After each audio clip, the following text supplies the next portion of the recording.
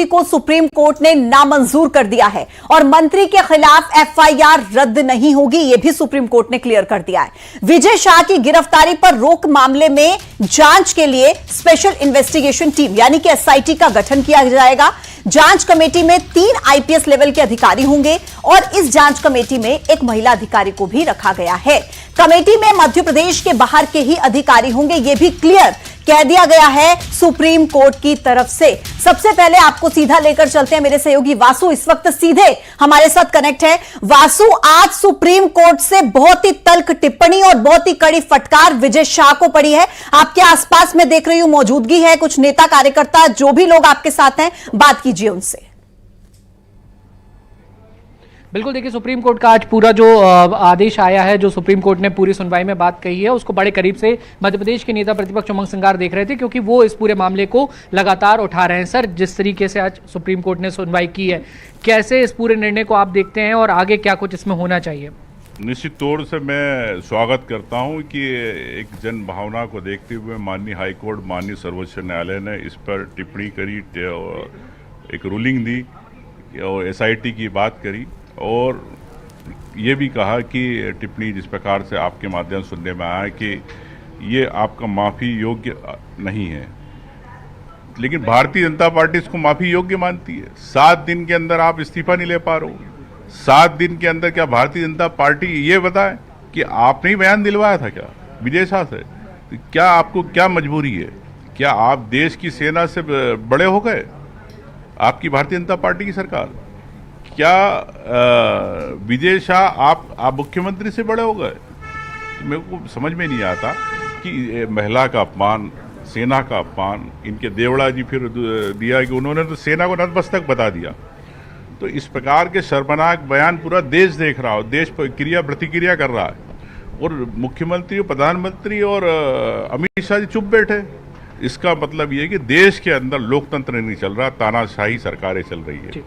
और ये भी कहना चाहता हूं कि ये लोग करे तो सब ठीक, अगर अभी और कोई व्यक्ति करता या और किसी पार्टी का नेता करता या आम व्यक्ति करता तो उस पर देशद्रोह का मुकदमा चलता। देशद्रोही कहते हैं, आप देशद्रोही नहीं है, आपके मंत्री देशद्रोही नहीं है, इस पे क्यों नहीं है अभी तक आपने निर्णय किया? सर, आप राजभवन के सामने इस पूरे मामले को लेकर धरने पे बैठे थे, आपको पुलिस ने उठा लिया और कोई, आप जैसे कह रहे हैं कि और कोई करता तो उस पर सख्त कार्रवाई होती, तो क्या मंत्री हैं वो इसलिए ढील दी जा रही है? देखिए, मैं तो समझता हूं कि मंत्री हो, चाहे विधायक हो, चाहे आम व्यक्ति हो, अगर इस प्रकार का कोई देश के और देश की सेना का अपमान करता तो तत्काल कार्रवाई होना चाहिए। लेकिन एक आम व्यक्ति करता तो उसको भी उठा के जेल में डाल देते हैं। लेकिन चूंकि बीजेपी का मंत्री है, विजय शाह की अगर है तो बीजेपी कारण जो उनकी इमेज है, या मैं कह सकता हूँ एक वर्ड है औकात है, तो बीजेपी खुद नहीं चाहती है जी। विजय शाह तो एक सिर्फ मोहरा है। कल कैबिनेट होनी है, इंदौर में कैबिनेट होनी है, विजय शाह कैबिनेट के मंत्री हैं, वहां अगर वो शामिल होंगे तो कांग्रेस विरोध करेगी? निश्चित तौर से विरोध करेंगे, लेकिन मैं आपसे कहता हूं जिस प्रकार से 7 दिन में इस्तीफा नहीं दिया सरकार ले पा रही, कोई बड़ी बात नहीं कि मुख्यमंत्री या उनके हेलीकॉप्टर में चले जाए, कैबिनेट मीटिंग अटेंड करके वापस आ जाए, तो ये भी हो सकता है, कोई बड़ी बात नहीं आश्चर्य तो कुल मिलाकर लगातार हमारे साथ और उन्होंने बड़ी बेबाकी से कहा कि हम जताया जा रहा है। वासु, बिल्कुल ठीक है, हम सुन रहे थे, आप बात भी कर रहे थे। उनका यही कहना है कि भाई जब सुप्रीम कोर्ट ने इतनी तल्ख टिप्पणी कर दी, जब सुप्रीम कोर्ट ने कह दिया कि विजय शाह का बयान माफी के लायक है नहीं, तो फिर आखिर ऐसा क्या दबाव है, आखिर ऐसी क्या मजबूरी है जो भारतीय जनता पार्टी अपने मंत्री पर एक्शन नहीं ले पा रही है, उनको मंत्री पद से हटा नहीं पा रही है। ये उमंग सिंघार कहते हुए नजर आए हैं।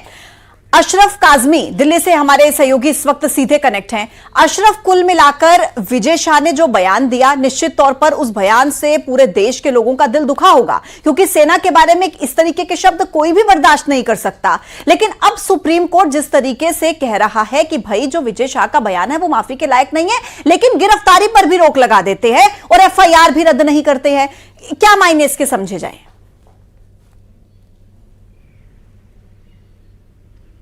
देखिए, ये एक संवैधानिक प्रक्रिया के तहत ही हुआ है। क्या उन्होंने सुप्रीम कोर्ट ने एसआईटी का गठन किया। एसआईटी को जांच करनी है। कल तक ये गठन हो जाएगा, जो वरिष्ठ आईपीएस हैं उनके नेतृत्व में होगी, और 28 तारीख को फिर कोर्ट में रिपोर्ट अपनी रखनी है। तो अभी जो है वो पूरा जांच का मामला है। जो एफआईआर है, तो एफआईआर के बाद सीधे यहाँ पे गिरफ्तारी, क्योंकि एक संवैधानिक पद पे है, वरिष्ठ मंत्री हैं, कैबिनेट मंत्री हैं, तो उनको सीधे गिरफ्तार नहीं, तो थोड़ी सी राहत संवैधानिक पद के नजरिए से हो सकता है कोर्ट ने दी हो, इसी वजह से उनकी गिरफ्तारी पर रोक लगाई है। लेकिन जो माफीनामा उन्होंने कोर्ट में पेश किया है उसको साफ खारिज कर दिया। और कोर्ट का रुख जो है, आप इस चीज से समझिए ना कि, और एक तो माफीनामा खारिज कर दिया, दूसरा ये कहा गया है कि आप घड़ियाली आंसू या मगरमच्छ के आंसू मत बहाइए। सरकार को ऐसा नहीं करना, उनको इससे काम नहीं चलेगा। और कोर्ट ने यह भी कह दिया कि माफीनामा जो है वो बचने के लिए है। तो कोर्ट का जो रुख है, आप high court, Jabalpur high court से लेके सुप्रीम कोर्ट तक, वो बरकरार रहा, एक सा ही रहा है, उसमें कोई तब्दीली नहीं हुई है। बस ये है कि थोड़ा सा सुप्रीम कोर्ट ने राहत दे दी कि आपकी अभी मतलब ये जो शब्दों का इस्तेमाल अशरफ सुप्रीम कोर्ट की तरफ से किया गया, ये शब्द काफी अहमियत रखते हैं। जिस तरीके से उन्होंने कह दिया कि कभी कभी माफी बचने के लिए मांगी जाती है, मगरमच्छ जैसे घड़ियाली आंसू बहाए जाते हैं, तो ये बहुत ऐसे शब्द हैं जिन पर एक प्रेशर देते हुए सुप्रीम कोर्ट ने क्लियर कर दिया कि ये जो बयान है वो माफी के लायक नहीं है।